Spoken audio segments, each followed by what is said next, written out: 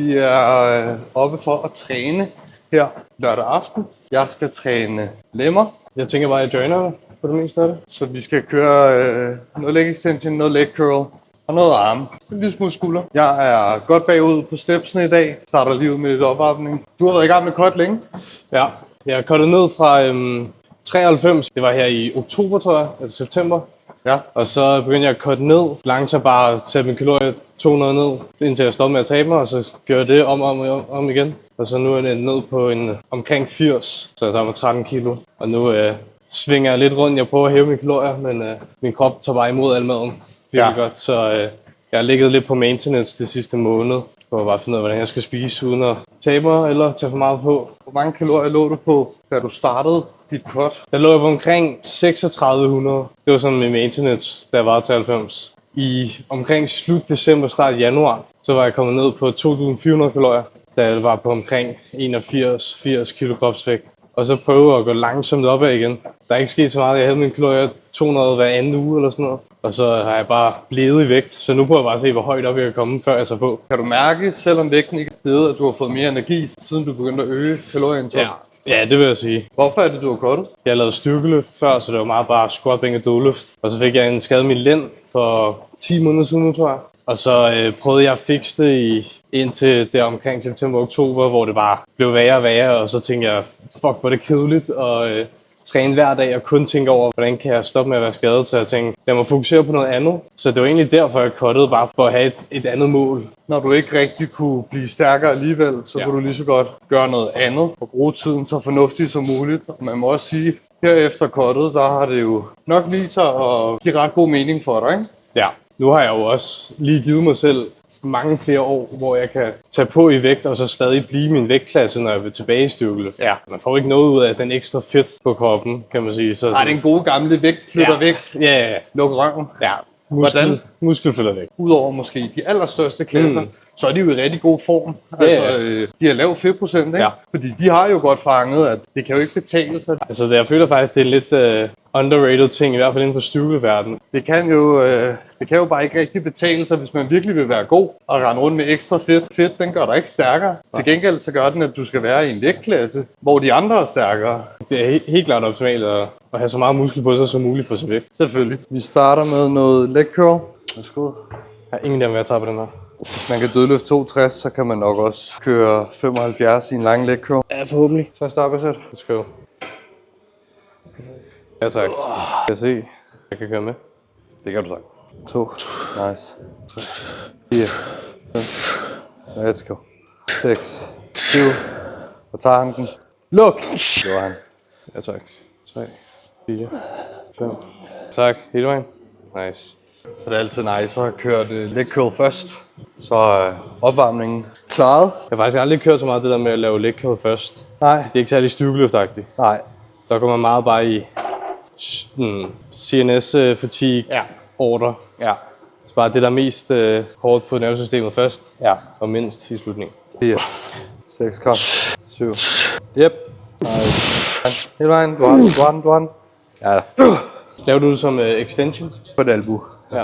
Du tager ikke lige et naturligt bodybuilding show? Det ville jo være fedt. Ja. Jeg vil gerne af med den skade. Ja. Og jeg føler, at jeg begynder at få noget momentum nu. Ja. Alt går fremad. Men det kommer til at ske på et eller andet måde. Jeg føler også bare, at jeg er bange for at cutte ned, og så bare se helt skinny ud. Ja. Altså på den anden side, så det er det med, når man er så tæt på, ikke? Og der er et lige om hjørnet, jo. Ja, træning. Men det er jo heldigvis ikke det eneste, min 4% er optimalt. Nej. Nice. Nej, hvis man ikke ved det, så er det jo i øvrigt, min lillebror. Det skal jeg ikke. Vi har slet ikke snakket om det. Nej. Og man gætter det åbenbart ikke. Nice. Kom der en mere. Let's go. Kom nu. Hele vejen ned. Yep. Yes. Jeg tænker ikke, du kører med force reps med den her mængde mad. Bare straight set. Ja. Det er jo også mest optimalt, kan man sige. Ja. Det er jo andet er jo meget sjovt, men... Ja. Men lige nu er det måske lidt, så kan de samme træninger komme til at være ret forskellige, ikke? Ja. Pludselig. Der er død til start. Ja, lige præcis. Og det er, for det er jo sjovt. Force reps. Ja, meget. Når man er rigtig stærk i en chest press, ikke? Især på noget pres eller arme. På en hack squat er den ikke sjov. Nej. Der vil man hellere lige køre RIR 1 eller 2. Ja. Fordi det er jo mest optimalt. Ja, på alle de øvelser, hvor man ikke kan lide at køre tung, så det er mest optimalt Og så på alle de øvelser, hvor du ikke synes, det er så slemt, så alt skal til failure. Alt skal til failure. Jamen, jeg kan meget godt lide at gøre, som jeg har lyst til, og så finde et argument for, hvorfor det, jeg har lyst til, er bedst. Jeg tager det altid i den rækkefølge. Det er også sygt fedt. Ja, det er vel det modsatte af den videnskabelige metode. Ja. Men altså, der kunne jeg godt tænke mig at bevise det, jeg synes er fedest. Så finder jeg et argument for det. Ja, det er godt. Men det er jo sjovt, hvor meget af internettet, der faktisk er det. Ja. Det skal man ikke undervurdere. Nej, det er rigtigt. Det er den der cuffed hammer curl. Har du nogle cues til den her? Tænk på albuerne frem, så du ikke kommer til at trække tilbage her. Ryst højt. Ja, det er præcis. Det er vejen. Nice. Yep. Okay. Ja, det er det der. Nice. Skide godt. Ja, kør. Husk, den dropper af. Den dropper af. Kom. Mere. Op og luk. Nice. Det er godt. Fucking hell. Ja, tak. Gør så hele vejen. Ja, tak. Hele vejen op. Easy. Oj, der var noget fatigue. Ja.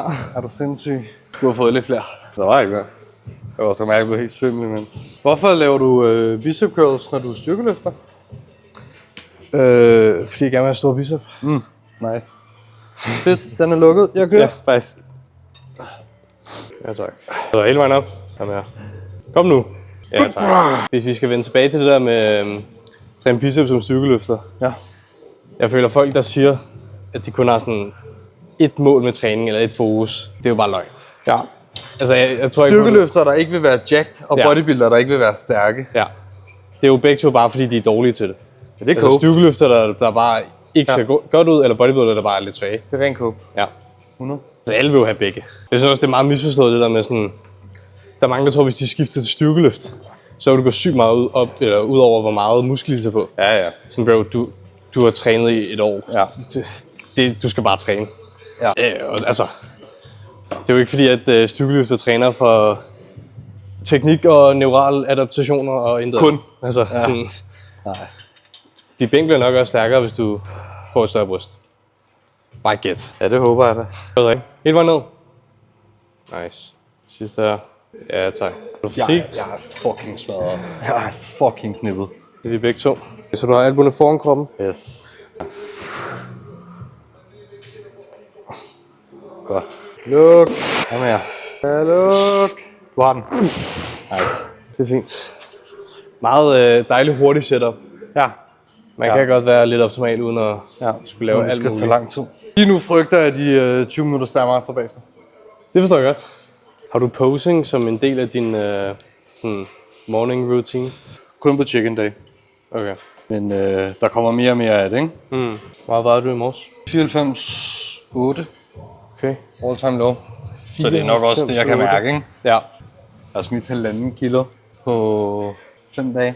Ja, altså efter at have stået stille i 2 uger, ikke? Det er sådan noget rigtig fitness-youtuber. Det er sådan, det skal være. Holy shit.